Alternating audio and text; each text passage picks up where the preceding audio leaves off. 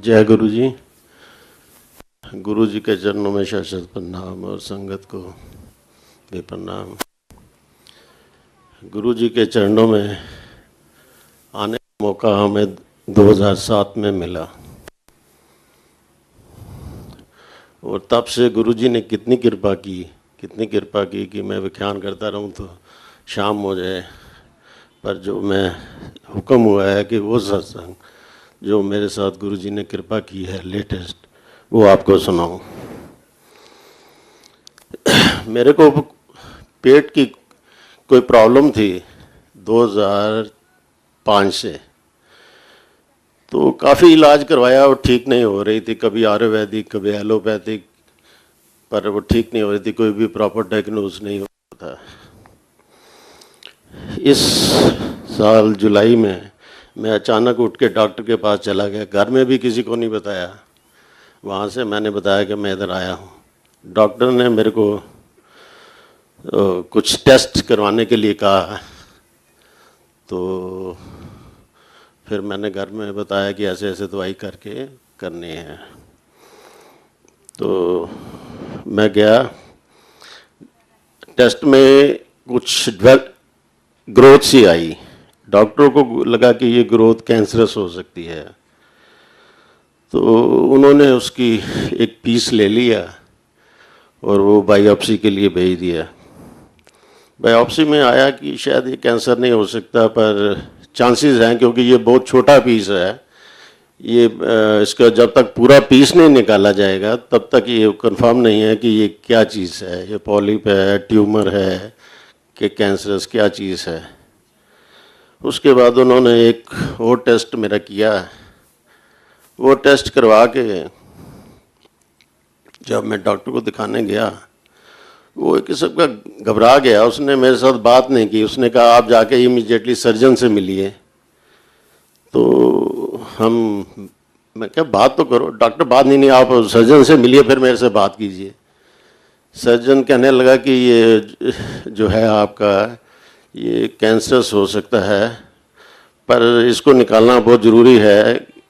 पर यहाँ पे इंडिया में इसका प्रोसीजर बहुत लंबा है। यहाँ पे हमें पहले अगर हम करते हैं तो आपका ऑपरेशन करके उसके बाद नसें कुछ काट के उसमें बैग लगाना पड़ेगा। उसके बाद फिर 1 महीने के बाद लगाना पड़ेगा। तो थोड़ा सा मैं अपसेट हुआ। मैंने कहा ये क्या है। तो उसने फिर एक सजेशन दिया कि इंडिया से बाहर, इंडिया में ये एक टीएम ऑपरेशन है, वो इंडिया में पॉसिबल नहीं है, पर यूएसए, जर्मन में, इंग्लैंड में, सिंगापुर में ये है। तो मैंने कहा ये यार ऐसे जीने से, ट्यूब लगने से, तो मैं गुरुजी को अरदास की। मैंने कहा गुरुजी अगर करना है तो ठीक, नहीं तो अपने पास बुला लो। यहाँ भी आपके मंदिर में, वहाँ भी आपके चरणों में रहेंगे। तो मैं ऐसे नहीं जीना चाहता। या तो बिल्कुल ठीक कर देना या अपने पास बुला लेना। तो अब हमने 2-4 यार में गंगाराम में भी डॉक्टरों को कंसल्ट किया है। वो टीएम एक ऐसा ऑपरेशन है कि हिंदुस्तान में कहीं होता ही नहीं। किसी डॉक्टर को इसके बारे में पता ही नहीं कि ये क्या चीज़ है। गंगाराम का जो सीनियर हेड है उसको हमने कंसल्ट किया, कहता वो टीएम होता क्या है। यूएसए से एक डॉक्टर आया, उसने कहा कि ये ऐसे है, पर यहाँ मशीन अवेलेबल नहीं है। चलो फिर हमने फिर एक और टेस्ट कराया। हाँ, उसके टीएम के जब उसने हमें कहा कि आपको ऑपरेशन करना चलेगा, तो हम गुरुजी के आए। गुरुजी के आज तक लंगर खाते थे, हर चीज़ खाते थे, पर वो उसकी एक रूटीन सा बन गया था कि ये लंगर खाते हैं, गुरुजी की ब्लेसिंग है। पर वो जो अंदर से एक फीलिंग आती थी, शायद वो हम भूल गए थे कि हाँ जी खा लिया ये चलता था। पर उस दिन आए, हमें सुना हुआ था कि गुरुजी डबल चाय प्रसाद देते हैं, लंगर कराते हैं जब वो बीमारियां दूर करने लगते हैं। तो हम आए। गुरुजी की जनरली हम एक कोने में बैठते हैं फ़ोटो के पीछे। तो हमारे दिल में आप देखो आज गुरुजी कैसे हम ट्रीटमेंट शुरू करते हैं कि वो हमारा बिना ऑपरेशन के या जैसे भी करना है ये चीज़ को ठीक करेंगे। तो लास्ट थर्सडे का दिन था, लास्ट राउंड चाय का प्रसाद का चल रहा था।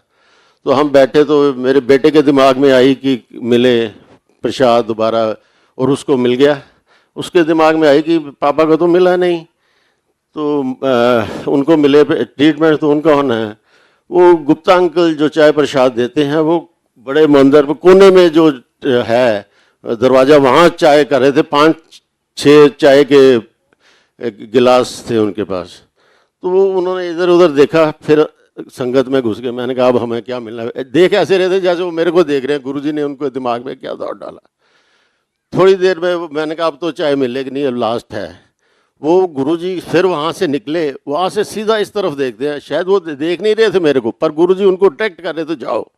वो सीधा मेरे पास आए, ऐसे बैठे संगत में, काफ़ी दूर पे बैठ रहा, हाथ इतना लंबा करके चाय प्रसाद वो सिर्फ मेरे को दिया, मेरी को दे दिया।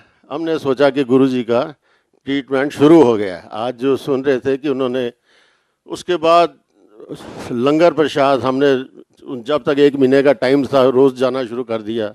रोज़ ऐसे होना लगा कि 1 बार 2 बार 3-3 दफ़ा चाय प्रसाद हमें मिलना शुरू हो गया।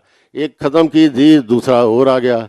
एक बार तो ऐसे हुआ भाई ये एम्पीयर हैं, तो एक अंकल और लेके फिर हमारे पास खड़े हैं, वो तीसरी दफ़ा हमें चाय प्रसाद दे रहे हैं।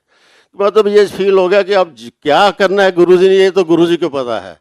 पर यह है कि ट्रीटमेंट उन्होंने जो हमने सुना था वो उन्होंने हमारे शुरू कर दिया है।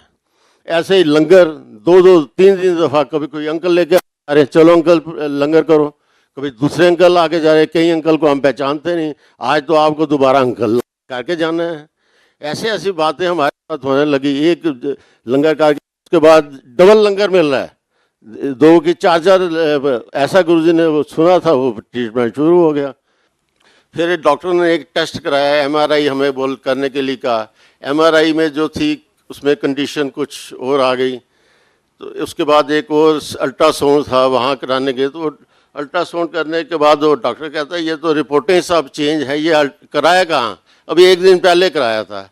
उस दिन से हमें रियलाइज़ कर लिया कि गुरुजी ने ट्रीटमेंट करके इसको काफ़ी सिंप्लीफाई कर दिया है। तो हमने in the mean time Singapore foreign में कांटेक्ट करने शुरू कर दिए डॉक्टरों से कि हमें जाना पड़ेगा ऑपरेशन करवाने के लिए। तो लास्ट टाइम जब हम उसके करवा के गए, एक सारी रिपोर्टें इकट्ठी करके डॉक्टर के पास गए, उसको डॉक्टर को दिखाई, तो वो कहता है अब ये है कि इस रिपोर्ट से ये तो नहीं लगता कि कैंसर है, पर जब तक ये पूरी बायोप्सी ना हो, कि पीस बहुत बड़ा है, होने के चांसेस काफ़ी हैं। तो मैं कोशिश करता हूँ कि ऐसे सर्जिकली यहाँ से काट देता हूँ, पर उसमें रिस्क है।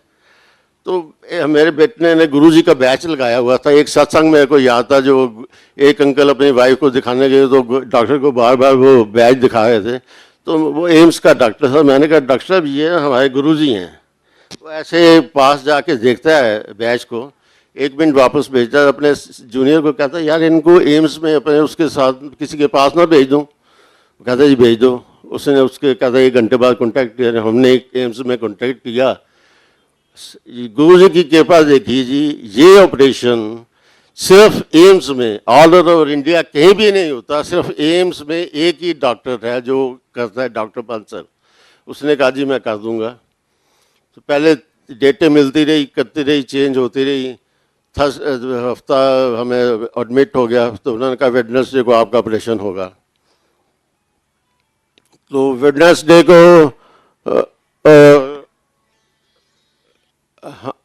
ऑपरेशन, उस दिन मेरे अचानक शुगर लेवल हाई हो गया। तो उन्होंने कहा जी शुगर लेवल हाई है, आज आपका ऑपरेशन नहीं हो सकता। तो वो फ्राइडे को पोस्टपोन हो गया। हमारे दिल में स्ट्राइक किया, क्योंकि फ्राइडे को हमारे घर में सत्संग था गुरुजी का। तो हमने कहा कि ये भी गुरुजी की लीला है कि उन्होंने 15 दिन से टालते आ रहे हैं। वेडनेसडे का दिन दिया, वेडनेसडे के दिन को अब उन्होंने फ्राइडे में चेंज कर दिया। तो उस दिन फ्राइडे को लिए फिर वो मेरे को उन्होंने कहा जी 8 बजे आपको ले जाएंगे। 8 बजे को लेके वो मेरे को लेके चले गए, पर ऑपरेशन ले जाते उन्होंने 11 बजा दिए।